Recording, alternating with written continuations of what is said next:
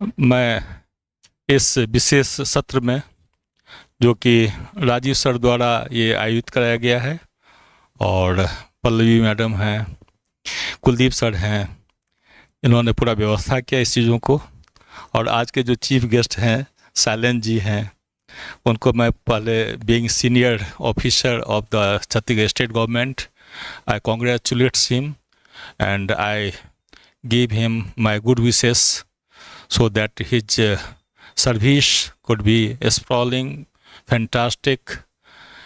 He could earn very good.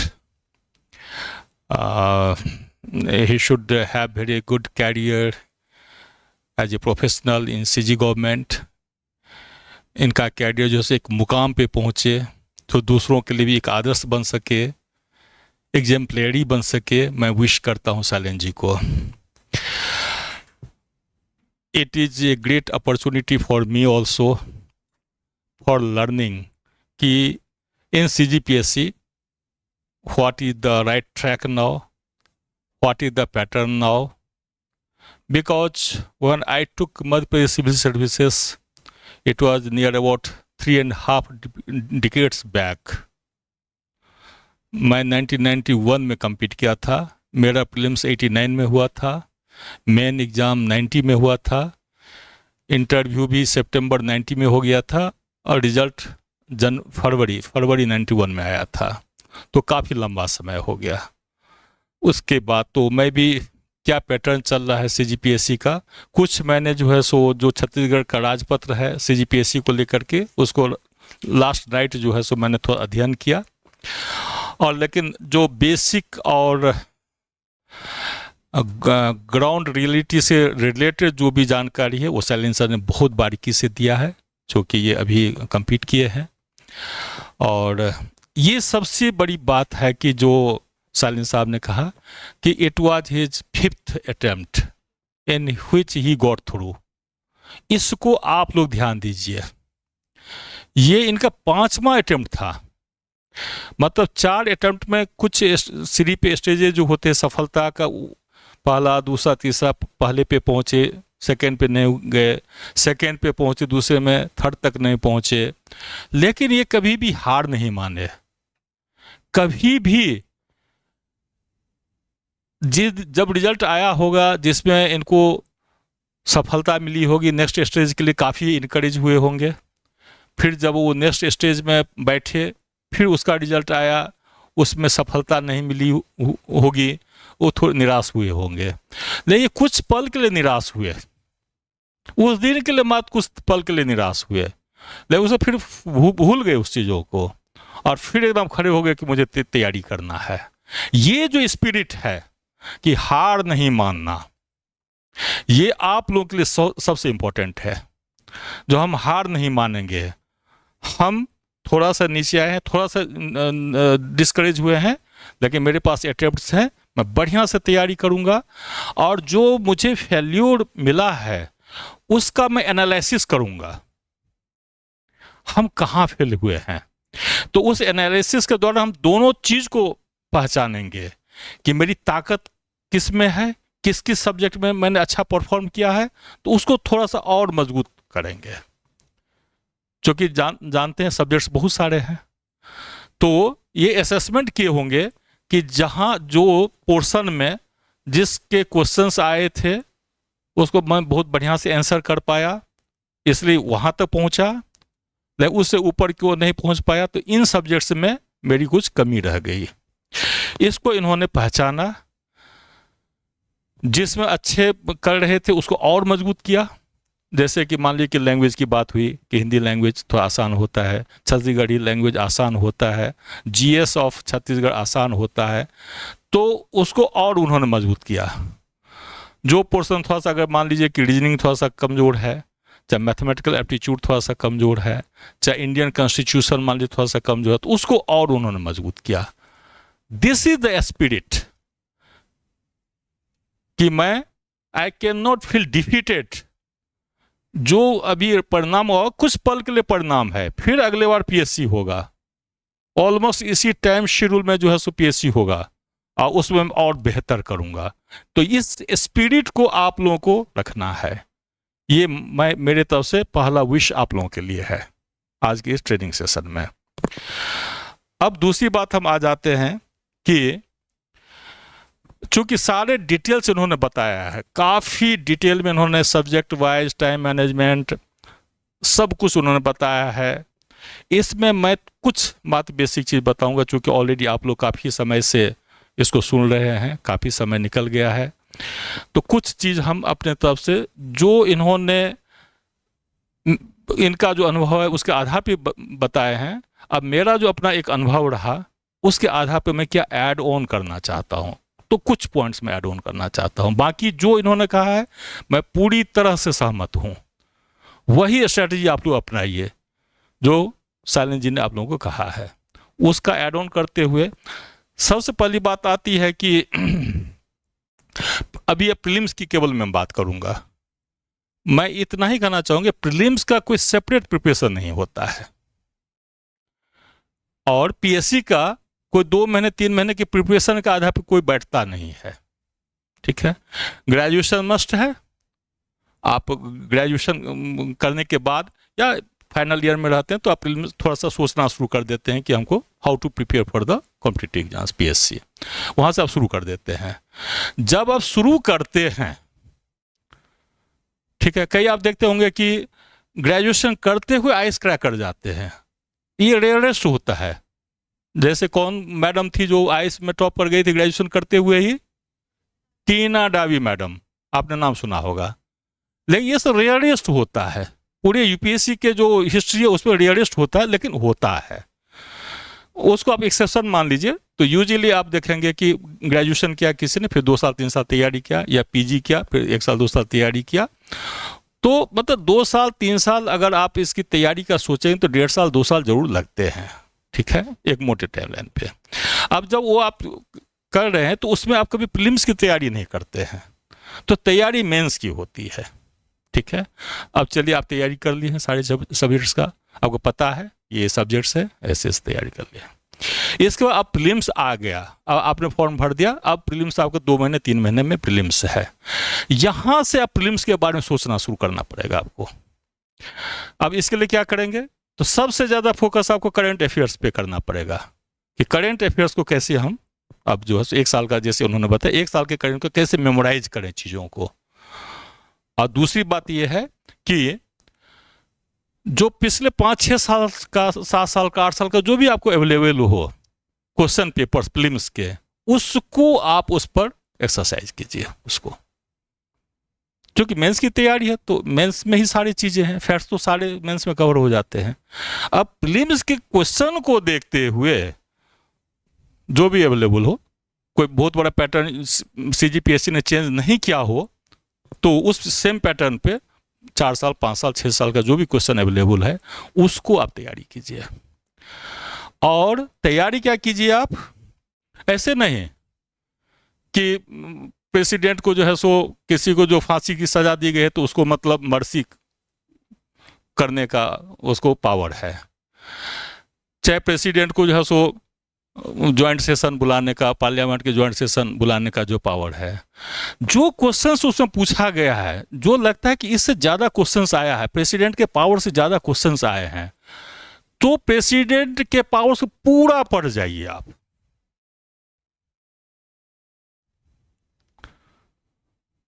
अगर आपको 4-5 साल के ट्रेंड में लगा, आप देखिए 4-5 साल का क्वेश्चन जो है कॉन्स्टिट्यूशन का किस किस पोर्शन से ज्यादा पूछा गया है, क्योंकि बहुत length and breadth of constitution काफी ज्यादा है, बहुत ज्यादा है, तो हर जगह से तो क्वेश्चन आएंगे नहीं। तो 5-7 साल का क्वेश्चन देखने से उसको आप उस स्क्रूटिनाइजेशन प्रोसेस से बारीकी ध्यान रखते हो, आप देखिए कि किस किस फंडामेंटल राइट से बहुत सारे क्वेश्चन आए हैं। जब ही आपको पता हुआ तो ऐसे टॉपिक्स को आप सेलेक्ट कर लीजिए कि कॉन्स्टिट्यूशन से फंडामेंटल राइट्स है, प्रीएम्बल्स के बारे में पूछा गया है, difference between fundamental rights and preambles का पूछा गया है।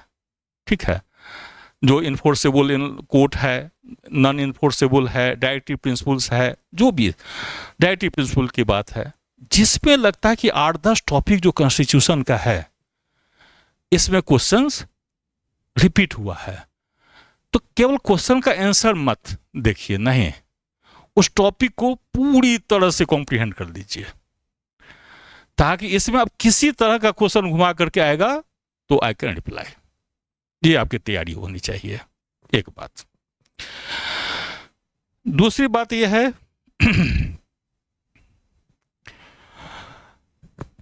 आप सारे आंसर तो कर ही रहे हैं, मतलब जो 5-6 साल का क्वेश्चन का जो आंसर वो करके टॉपिक सिलेक्ट करके उससे कॉम्प्रिहेंड कर लीजिए।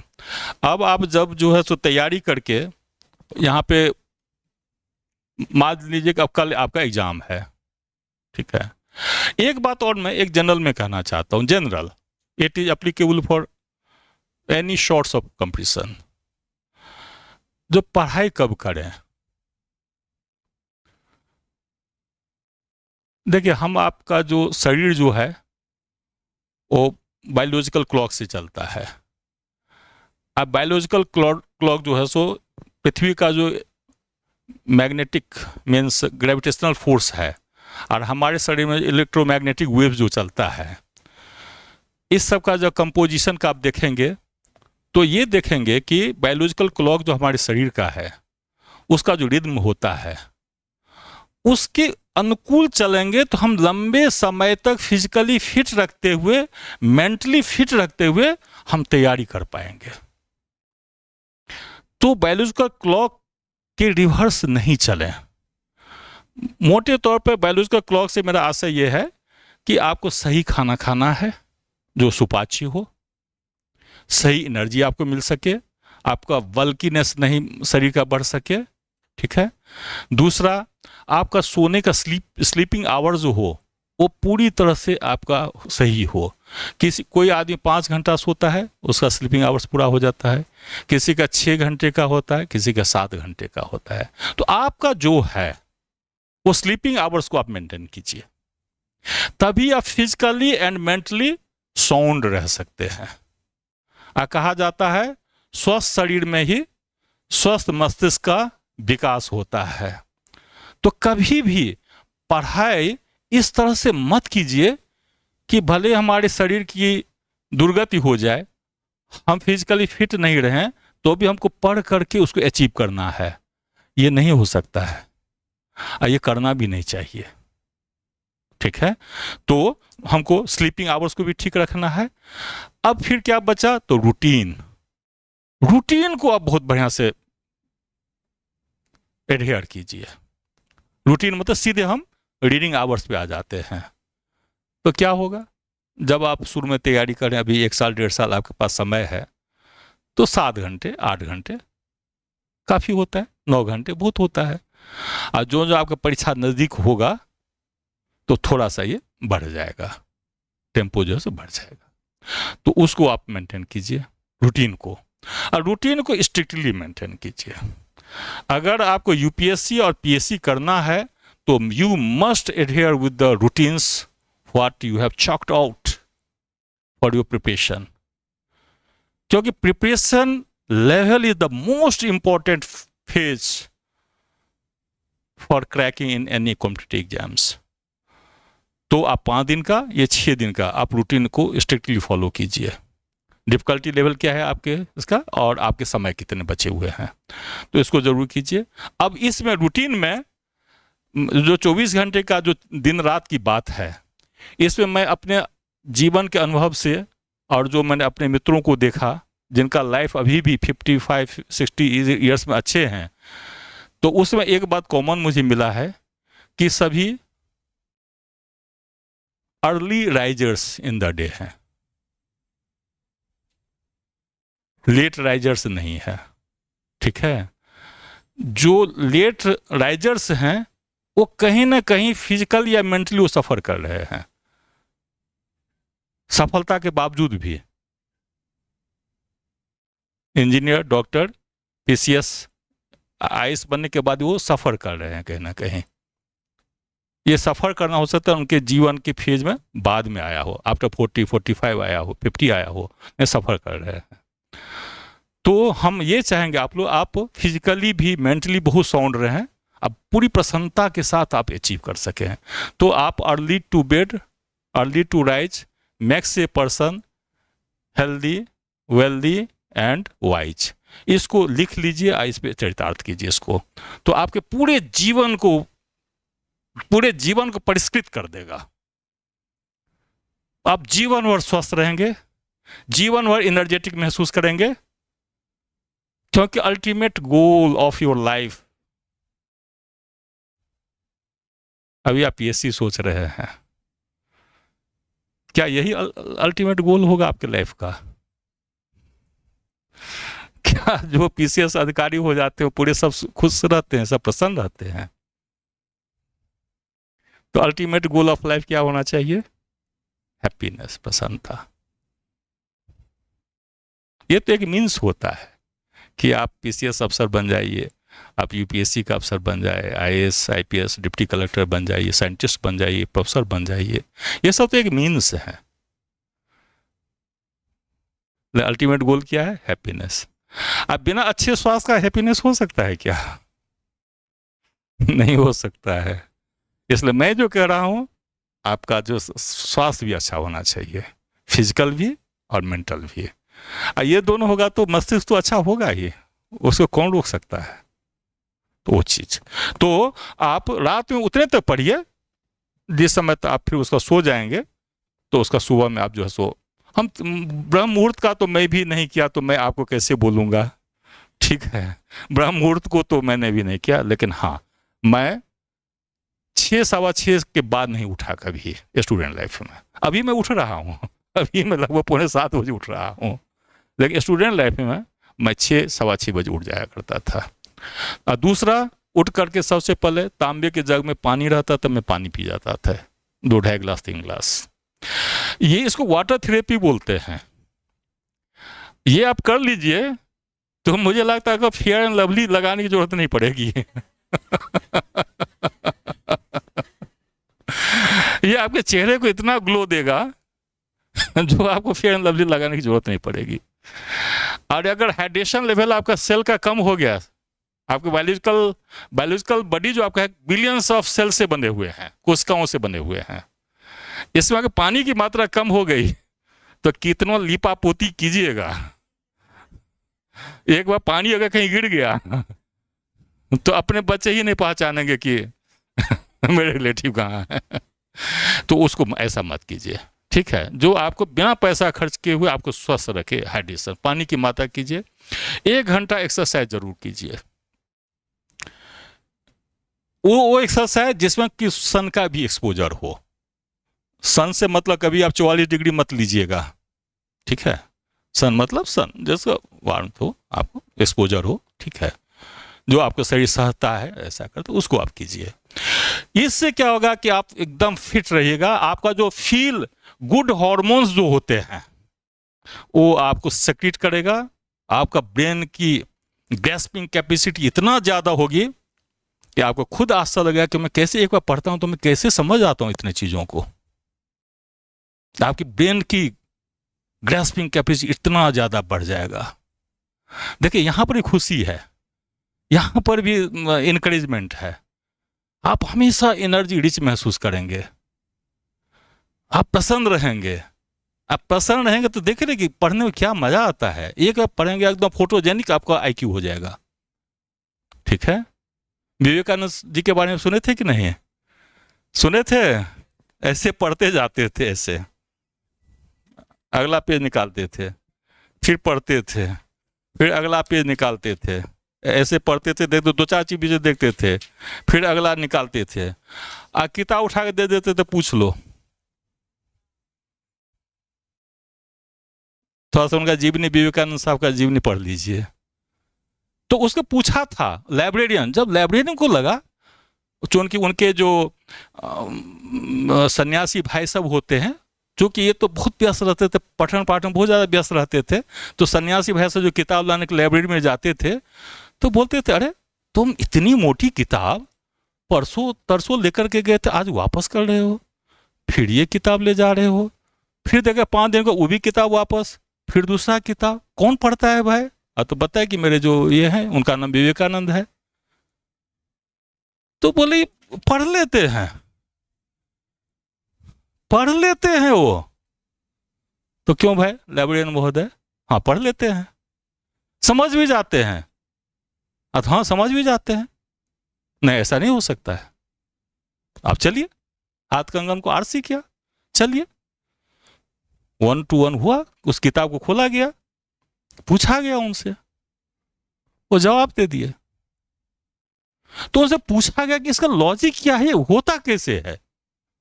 तो सबसे पहला कारण ब्रह्मचर्य को उन्होंने बताया था। पहला उन्होंने कहा ब्रह्मचर्य, ब्रह्मचर्य का जो व्रत है उससे जो एक एनर्जी मिलती है, एक तो उन्होंने वो बताया था। और दूसरा क्या कि देखिए बच्चे क्या करते हैं, जब कोई भी बच्चा रहता है तो कमल कमल पलको, फिर मो, फिर लो, फिर वो कमो लो कमल, पानी पानी में उगता है। जब बच्चा बड़ा होता है कमल पानी में उगता है, एक लाइन तुरंत तो पढ़ लेता है, उससे बड़ा होता है पूरा पैराग्राफ को तुरंत पढ़ लेता है। तो ये लर्निंग का जो प्रोसेस है, जो ब्रेन एडॉप्ट करता है, अगर आपका कंसंट्रेशन सही है तो हम क्या करते हैं, उन्होंने बताया इसका जिस देखते हैं कि मेन इसमें किस चीज़ को, किस सब्जेक्ट को कवर किया गया है। जो हमको आता है उसको स्किप करते हैं, जो नहीं आता उसको थोड़ा सा देख ले इसमें क्या बताया गया, हम आगे बढ़ जाते हैं। तो ये होता है प्रैक्टिस। तो मेरा, लेकिन ये जब तक ब्रेन आपका शार्प नहीं हो, बड़ा संतुष्ट नहीं हो, बड़ा एनर्जाइज नहीं हो, तब तक इससे संभव नहीं है। ठीक, तो उसको कीजिए। अब हम सीधे आ जाते हैं कि प्रीलिम से आप एग्जाम में पहुंच गए, एग्जाम हॉल में पहुंच गए, ठीक है।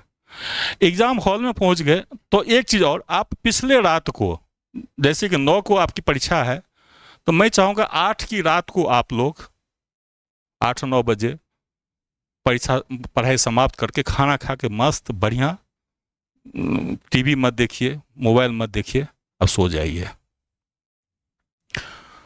आज सोकर बढ़िया से एकदम बढ़िया सोइए, एकदम रिचार्ज हो जाइए बढ़िया से, ठीक है। एकदम भूल जाइए, मात्र ये कॉन्फिडेंस, अब जितना मैंने पढ़ लिया है या पढ़ ली है दैट इज सफिशिएंट। जैसे अभी सर बताए ना कि बॉल हमको जो है सो पहले नहीं मारते थे, तो इतना चौड़ा बल्ला है, बॉल इतना छोटा सा है, लगता था नहीं लगता था। नहीं, मैं कहा कि नहीं, हर एक बॉल को मैं मारूंगा। निश्चय कहां से आया, ब्रेन से। निश्चय कहां से आया, ब्रेन से, जो नहीं मुझे हर, तो वो क्या फोकस करता है, वो ज्यादा फोकस करता है वो बॉल पे। जब आप अटेंटिव हो जाते हैं, ठीक है, तो ब्रेन उस पर ज्यादा फोकस करता है, तो उसको ज्यादा बढ़िया दिखाई पड़ता है। जैसे आई सेट, सचिन का आई सेट हो गया, विराट जी का आई सेट हो गया, अब 2-4 ओवर निकाल लिए, उसको मारना शुरू करते हैं, मतलब ब्रेन का सेट होना, ठीक है ना, वो चीज। तो आपका भी जो ये होता है, तो आप दिमाग से, मतलब दिमाग से मजबूती लाइए। आप ये सोचे कि क्या पूछेगा मैं देख लूंगा, अब जितना मैं पढ़ी हूं काफी है, ये दिमाग में आना, दिमाग से मजबूत होइए, साइकोलॉजिकली स्ट्रांग होइए, ठीक है। भूल जाइए, जो होगा सो होगा। अपने प्रिपरेशन पे विश्वास रखिए कि मैं प्रिपरेशन जितना मुझे था करने का मैं कर चुकी हूं, उस पे विश्वास, अपने प्रिपरेशन पे विश्वास, अपने आप पे विश्वास। Develop your confidence on your preparation, develop your confidence in you. सो जाइए, आ जाइए आराम से, जो भी जितने बजे परीक्षा में, हॉल में कभी भी जल्दीबाजी में मत पहुंचिए, एकदम रिलैक्स होकर पहुंचिए। आपका सही समय, आराम से पहुंचना, टेबल कुर्सी पे बेंच पे बैठ जाना बहुत जरूरी है, बिना हेक्टिक, बिना इन हरी हुए। आपको कहीं मन में डर नहीं होना चाहिए, मैं समय मेरा लॉस हो रहा है, मैं लेट हो रहा हूं, हो रही, ये कभी नहीं आना चाहिए, क्योंकि ब्रेन बड़ी इंपॉर्टेंट होता है। टाइम से निकले, टाइम से पहुंचिए, बैठ जाइए आराम से।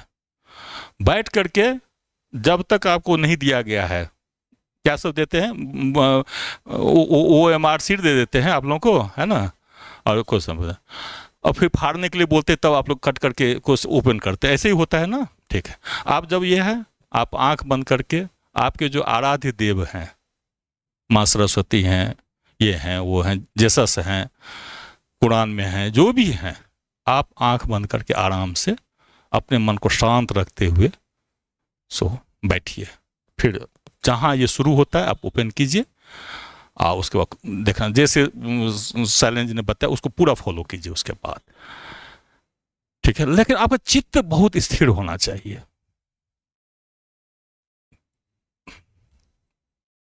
कहीं भी कोई घबराहट नहीं होनी चाहिए, कहीं भी नहीं। और ये तभी संभव है जब आपको अपने पे विश्वास हो। और ये विश्वास कैसे आएगा? आपके प्रिपरेशन से, ठीक है। उस पर आप विश्वास रखिए और बैठिए, फिर ओपन कीजिए, फिर देखिए सबको।